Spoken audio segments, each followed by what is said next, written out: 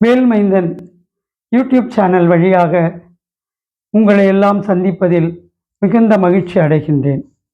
இன்றைய தினம் ஒரு நல்ல பதிவோடு உங்களை சந்திப்பதில் பேசுவதில் மெத்த மகிழ்ச்சி அடைகின்றேன். வாழ்க்கையில் ஒரு குழந்தை பிறந்து வளர்ந்து வருகிற காலத்தில் அதற்கென்று சில செயல்பாடுகள் உண்டு. அவற்றில் முக்கியமான ஒரு செயல்பாடு என்பது குழந்தை பள்ளிக்கு சென்று பாடம் படித்து மதிப்பெண்களை எல்லாம் பெற்று நல்ல திறமைசாலிகளாக வர வேண்டும் என்பதுதான் இன்றைய காலகட்டத்தில் ஒவ்வொரு பெற்றோருடைய நினைவாகவும் கனவாகவும் இருப்பது. அதற்காகத்தான் ஒரு காலத்தில் நாங்கள் படித்த காலத்தில் 5 வயது முடிந்துதான் பள்ளிக்கு அனுப்பிய காலம் உண்டு. ஆனால் இன்றைய காலகட்டத்தில் 2.5 வயதில் ஒரு குழந்தையை பள்ளிக்கு அனுப்புகிற பெற்றோர்களை தினந்தோறும் நாம் வாழ்க்கையிலே சந்தித்துக் கொண்டிருக்கிறோம். 5 வயதில் தொடங்கி படிக்க தொடங்கிய எங்களுடைய காலத்திலே கிடைத்த அறிவு என்பது வேறு மாதிரியாக இருந்தது. படிப்பு என்பது வேறு மாதிரியாக இருந்தது. பழக்க வழக்கம் வேறு மாதிரியாக இருந்தது. பியர் குரூப் என்று சொல்லக்கூடிய அந்த குழு மனப்பான்மையோடு விளையாடுகிற நேரம் அதிகமாக இருந்தது. ஆனால் இன்றைக்கு அது எல்லாம் முற்றிலுமாக மாறிப்போய் ஒரு குழந்தை என்றால் பாடம் படிக்கிற எந்திரமாகத்தான் பெற்றோர்கள் குழந்தைகளை நடத்துகிறார்கள். அது முற்றிலும் தவறான ஒன்று. ஒரு குழந்தையை பெற்றெடுப்பதற்கு ஒரு தாய் படுகிற வேதனை, ஒரு தாய் படுகிற அவஸ்தை என்பது வார்த்தைகளால் விவரிக்க முடியாது. அது அனுபவப்பட்டவர்களால் மட்டும்தான் அதை உணர முடியும். அது உணர்வுக்குரிய ஒன்று அன்று. ஆனால் அது இன்றைக்கு கொஞ்சம் கொஞ்சமாக மாறிப்போய் 2.5 வயதிலே குழந்தைகளை கொண்டு போய் ப்ரீ கேஜி என்று சொல்லுகிற பள்ளியில் படிப்பில் சேர்த்து விடுகிறார்கள். அதற்கு பிறகு அந்த குழந்தை பிறந்து வளர்ந்து வருகிறது. வருகிற காலத்தில் பெற்றோர்களுடைய நினைவு எப்படி இருக்கிறது என்றால், தன்னுடைய பிள்ளை ஒரு இன்ஜினியர் ஆகணும், ஒரு டாக்டர் ஆகணும், ஒரு IAS ஆகணும், அப்படிதான் பெற்றோர்கள் கனவு கண்டு படிக்க வைக்கிறாங்க. ஆனால் அந்த படிப்புக்கு அந்த குழந்தை தகுதி உடையதாக இருக்கிறதா? அதற்கு அதை படிக்க முடிகிறதா?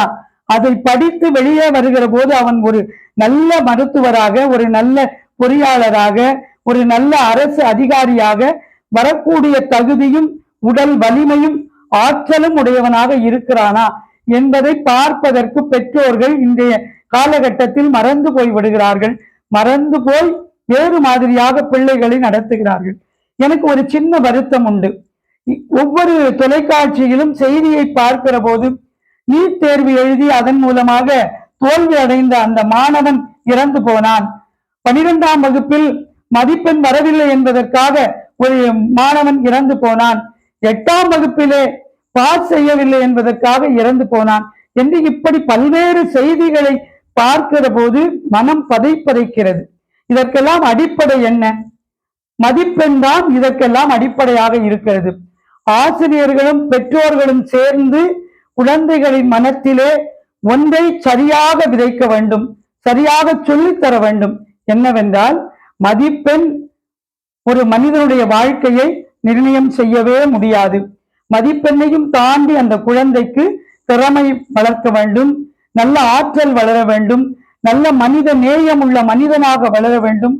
ஒருவர் துன்பப்படுகிற போது அந்த துன்பத்தை பார்த்து தனக்கு இந்த துன்பம் வந்தால் என்ன செய்வோம் என்று எண்ணி பார்த்து அந்த துன்பத்திலே இருந்து அவர்களை வெளியிலே கொண்டு வருகிற சிந்தனையை குழந்தைகளிடத்திலே வளர்த்து கொடுக்க வேண்டும். ஒரு நல்ல நட்பு வட்டாரத்தை உருவாக்கி கொடுக்க வேண்டும். ஒருவேளை அந்த குழந்தை சில தவறுகளை செய்வதாக, ஒரு தவறான நண்பர்களோடு சேர்ந்து சில கெட்ட பழக்கங்களுக்கு ஆட்பட்டு விட்டால் கூட குழந்தைகளை தயவு செய்து பெற்றோர்களோ ஆசிரியர்களோ அடித்து துன்புறுத்தக்கூடாது. அந்த குழந்தையை கூப்பிட்டு வச்சு தினந்தோறும் பேசணும். இதை பண்ணாத, அதை செய்யாத, இப்படி செஞ்சா இப்படி நடக்கும். கெட்ட பிள்ளைகளோடு சேர்ந்தால் கெட்ட குழந்தையையும் நல்ல குழந்தைகளாக மாற்றக்கூடிய வலிமை யாரிடத்திலே இருக்கிறது என்றால் ஆசிரியர்களுக்கும் பெற்றோர்களுக்கும் தான் உண்டு. அதனால மதிப்பெண் வாங்கு, 100க்கு 100 வாங்கு, நீட்ல 700க்கு 700 வாங்கு. எல்லா குழந்தைகளாலும் அதை வாங்க முடியாது, அதை பெற முடியாது. ஒரு குழந்தையினுடைய பிறப்பு என்பது அவன் எதற்காக இறைவனால் படைக்கப்படுகிறானோ அதை மட்டும்தான் அந்த குழந்தையால் செய்ய முடியும் என்பதை பெற்றோர்கள் ஒத்துக்கொண்டுதான் பிள்ளைகளை பெற்றெடுக்க வேண்டும், பெற்றெடுத்து வளர்க்க வேண்டும். 60% மார்க் வாங்குகிற ஒரு குழந்தை ஒரு காலத்தில் ஒரு 30 ஆண்டுகளுக்கு பிறகு ஒரு ஊருக்குள் ஒரு மாவட்டத்திற்குள் பெயர் சொல்லுகிற ஒரு மாவட்ட ஆட்சியராக வரக்கூடிய பிள்ளையாக அவன் வளருவான்.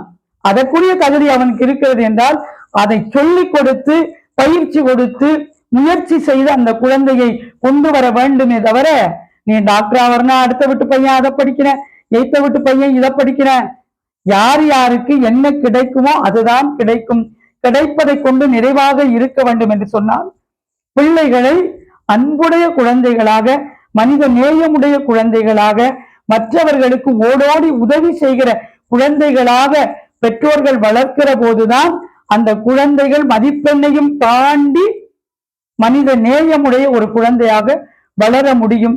எனவே மதிப்பெண் என்பது வாழ்க்கைக்கு தேவை, படிப்புக்கு தேவையை தவிர அது திறமையை வளர்ப்பதற்கு உரியது மதிப்பெண் அல்ல. மதிப்பெண் மாத்திரம் ஒரு குழந்தையினுடைய வாழ்க்கையை நிர்ணயம் செய்ய முடியாது என்பது முக்கியமாக பெற்றோர்கள் உணர்ந்து அதன்படி நடக்க வேண்டும். அப்படி நடந்தால் குழந்தைகளை தற்கொலை என்கின்ற ஒரு கெட்ட காரியத்திற்கு தள்ளக்கூடிய நிலை வராது. அன்பால் குழந்தைகளை ஆதரித்து அனைத்து உருவாக்குங்கள்.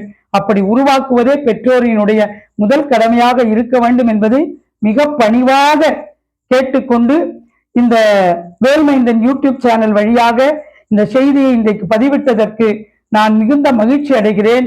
இந்த பதிவை கேட்டு சப்ஸ்கிரைப் செய்யுங்கள், ஆதரவு தாருங்கள். உங்கள் குழந்தைகளை எப்படி வளர்க்க வேண்டும் என்பதை அடுத்த பதிவிலே நான் சொல்லி அதை புரிய வைப்பதற்கு தயாராக இருக்கிறேன். நன்றி, வணக்கம்.